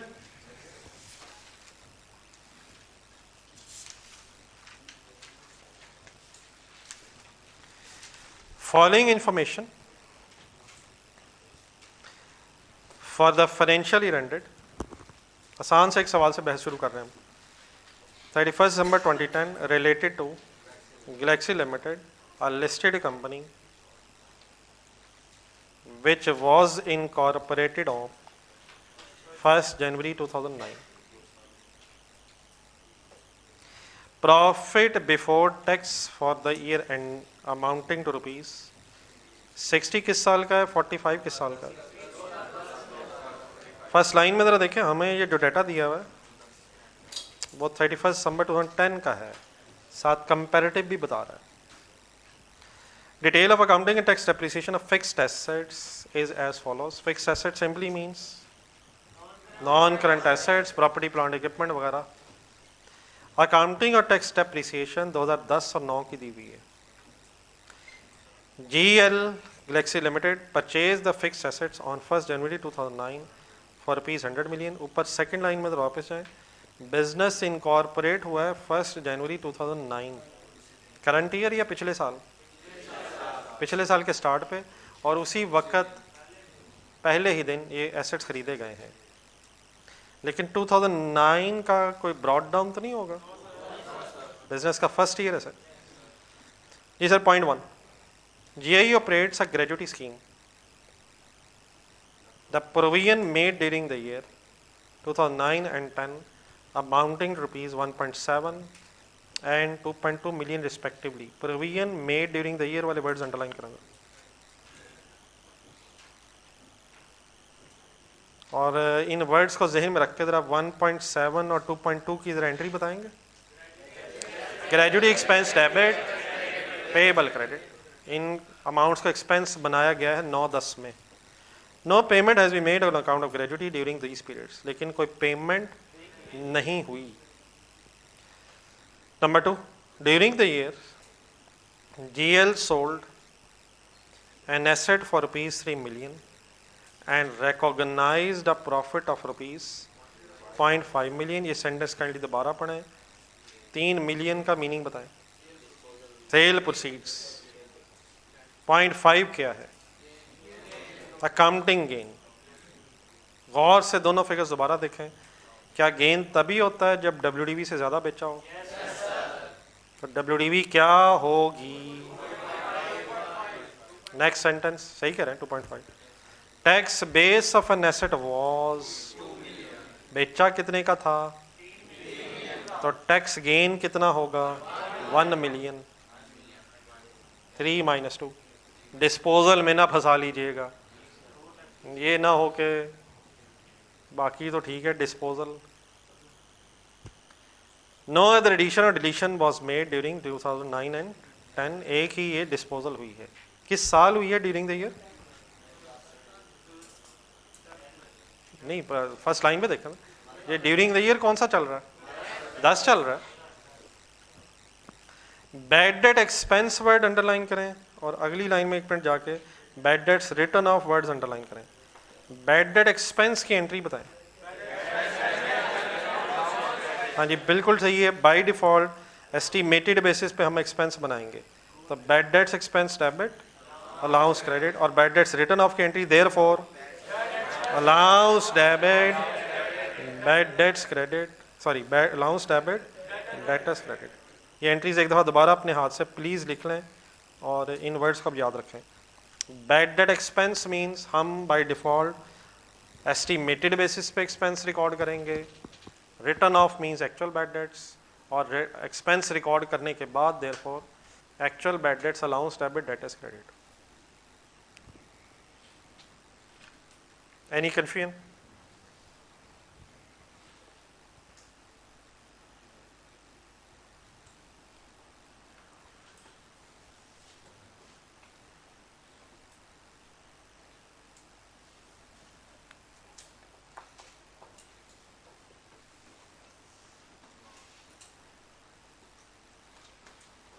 जी बैड डेट एक्सपेंस वाली लाइन पूरी करेंगे।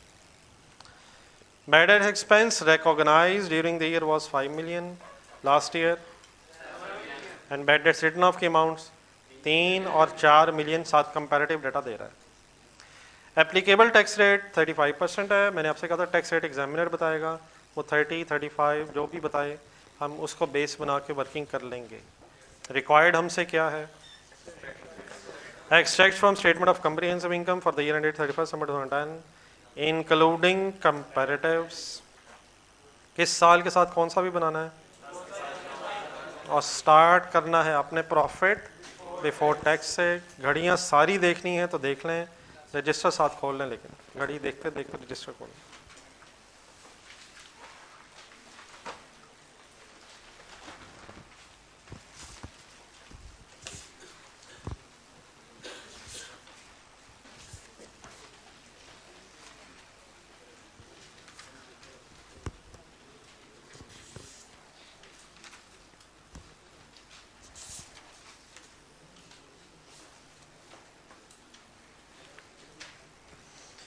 रेडी है सर?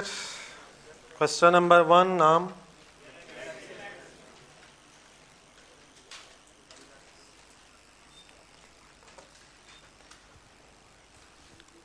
ये क्या बनाना चाह रहे हैं? स्टेटमेंट ऑफ प्रॉफिट और लॉस कह लें, कम्प्रिहेंसिव इनकम कह लें, एक्सट्रैक्ट्स बनाना चाह रहे हैं।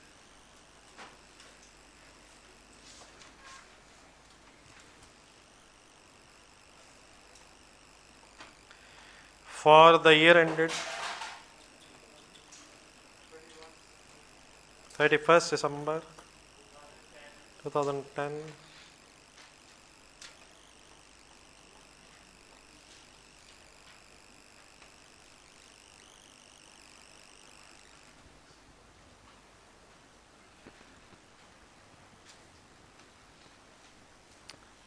ये कंपैरेटिव भी बनाना है सर।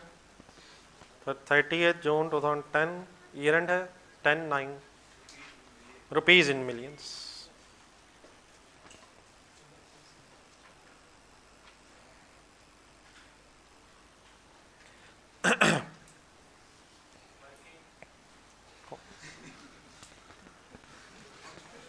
प्रॉफिट एंड लॉस में वर्किंग की हेडिंग लिखें सर। हौसला सर, स्टार्टिंग पॉइंट तो उस्मान है यार, उस्मान जल्दी में है। कोई नहीं यार, उस्मान थोड़ा सा अगर रहेगा कल कर लेंगे। जी सर, स्टार्टिंग पॉइंट ढूंढने कहीं था, लिखवाएं। इट इज़ ऑलवेज अज्यूम्ड कि अगर आपको कोई अकाउंटिंग प्रॉफिट दिया हुआ है तो वो correctly according to the accounting standards calculate हो गया होगा। तो 60 और 45 शायद दिया हुआ। ओके है सर। जी प्रॉफिट एंड लॉस स्टेटमेंट है, next heading accounting depreciation add कर दें। तो अभी प्रॉफिट एंड लॉस बन रहा है, नहीं वो हल्की सी एक आवाज़ महसूस हुई है। टैक्स हेडिंग है, पहला कौन सा टैक्स? अब करंट टैक्स ढूंढने के लिए वर्किंग 1 में आए तो बहुत बड़ा इस वक्त क्वेश्चन नहीं है। करंट टैक्स के बाद डेफर्ड टैक्स, फिर प्रॉफिट आफ्टर टैक्स। तो 2-3 लाइनें और रख लें, 3-4 कर लें मैक्सिमम। वर्किंग 1 शुरू करें।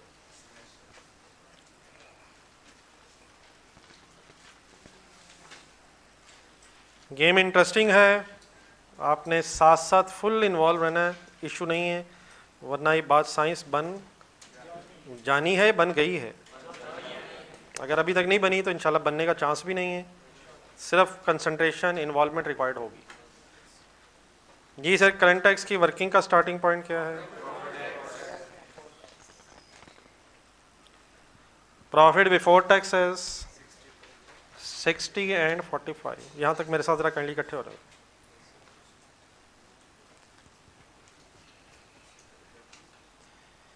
ये अब मेरे साथ आपने पूरा क्वेश्चन ज़रा तरतीब से पढ़ना, फर्स्ट से एंड तक। जो जो फिगर नज़र आए उसने आना है, नहीं आना है, कैसे अगर आना है तो ज़रा साथ साथ सोच लें मेरे। जी पढ़ें जी। पहली कोई रेलिवेंट फिगर आपको नज़र आती है? अकाउंटिंग डेप्रिसिएशन ऐड हो जाएगी, और टैक्स डेप्रिसिएशन लेस हो जाएगी। अकाउंटिंग डेप्रिसिएशन ज़रा बता दें। 15 और 15 और टैक्स स्ट्रेट लाइन लग रहा है। Tax depreciation 6 and 45।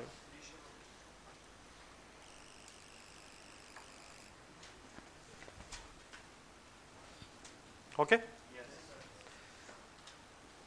जी, उसके बाद आ जाएं एक 100 मिलियन यार प्लांट फिक्स्ड एसेट यार, has nothing to do with this current tax. Okay, जहाँ आना आएगा। करंट टैक्स की वर्किंग में फिक्स्ड एसेट्स की कॉस्ट का कोई काम नहीं है जी। Point 1 additional information, gratuity expense record हुआ है, लेकिन क्या कोई पेमेंट हुई है?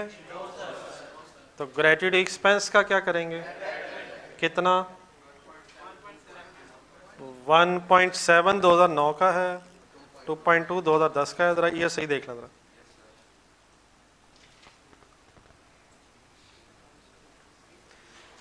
क्या ग्रेच्युटी एक्सपेंस रिकॉर्ड हुआ है, लेकिन पेमेंट ना होने की वजह से एक्सपेंस एड बैक तो हो जाएगा, लेकिन आपको कोई पेमेंट लेस नज़र नहीं आएगी। वैसे पॉइंट पढ़ के बताएं, आपको कैसे पता चला है कि टैक्स वाले जो है तो वो पेमेंट बेसिस पे ग्रेच्युटी अलाउ कर रहे हैं? हाँ जी, बिल्कुल ठीक है, सही आपने बात की है, लेकिन दोबारा एक दफ़ा सुन लें। अगर टैक्स ट्रीटमेंट सवाल में नहीं है तो फिर पेज 43 जहन में आना चाहिए। हाँ, अगर कोई टैक्स ट्रीटमेंट सवाल में गिवन है तो फिर फॉलो दैट टैक्स ट्रीटमेंट होना चाहिए। तो इस वक्त हमने पढ़ा ग्रेच्युटी के बारे में, हमें कोई टैक्स ट्रीटमेंट नज़र नहीं आया, तो हमारे जहन में आया कि टैक्स वाले फिर एक्चुअल ही अलाउ करते हैं, देयरफॉर हमने एक्सपेंस एड बैक कर दिया। डन सर जी। नेक्स्ट पैराग्राफ, ये ज़रा डिस्पोजल वाला पैरा ज़रा दोबारा पढ़ें। सर बस करें, सर बस कर दें, बस कर दें, बस कर दें, बस मेरा ध्यान फिर उधर होने वाला है, फिर रेडी रहिए। सेकंड पैराग्राफ एक दफ़ा मेरे कहने पर ज़रा दोबारा पढ़ें।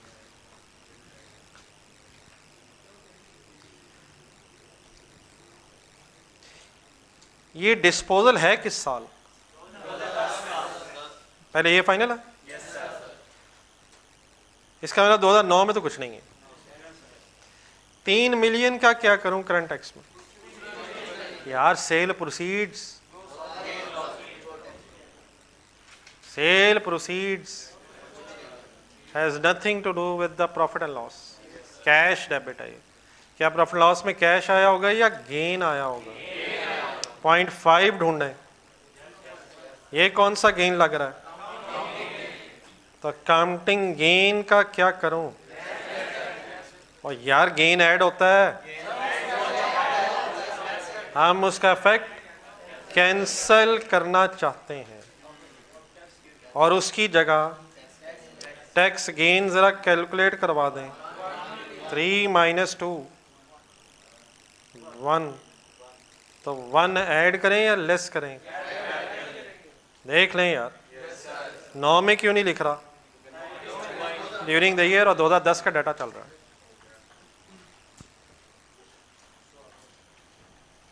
जी बैड डेट्स एक्सपेंस का क्या करूं और बैड डेट्स रिटर्न ऑफ का क्या करूं?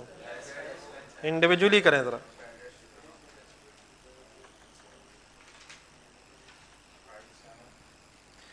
फाइव 7 3 4 सही जरा तरतीब देखिएगा जी please.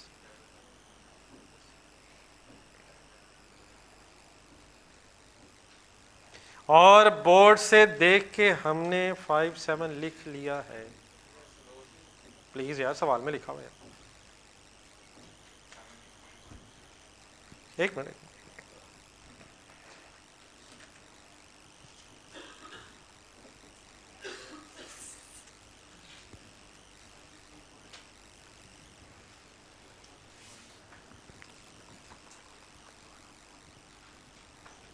Ji sir. Okay please figure ठीक है मेरी। ये लास्ट पॉइंट में फिर एक टैक्स रेट दिया हुआ है, टैक्स रेट को ऐड करूं या लेस करूं? टैक्स रेट की बारी कब आएगी? पहले हम सॉल्व करेंगे, टैक्सेबल प्रॉफिट निकाल लेंगे। टाइम है मेरा ख्याल 1-2 मिनट, अगर वाइंड अप कर ही लें। टैक्सेबल प्रॉफिट्स कैलकुलेट करें। Just a minute sir. और देन टैक्सेबल प्रॉफिट्स को 35% रेट सवाल में दिया हुआ है, अकॉर्डिंगली मल्टीप्लाई करके करंट टैक्स की फिगर फाइनल करें। सर एक मिनट सर,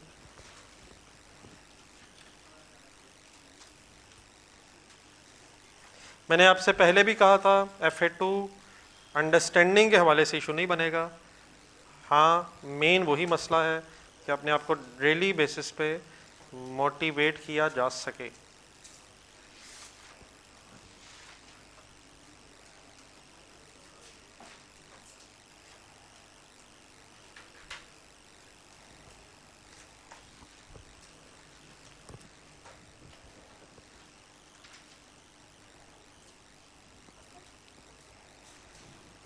जी यहाँ तक समझ आ गया? समझ आ गया सर? चलें ज़रा, टाइम भी ख़त्म हो रहा है मेरे ख्याल, चलें वर्किंग यहाँ तक घर से कर लीजिएगा।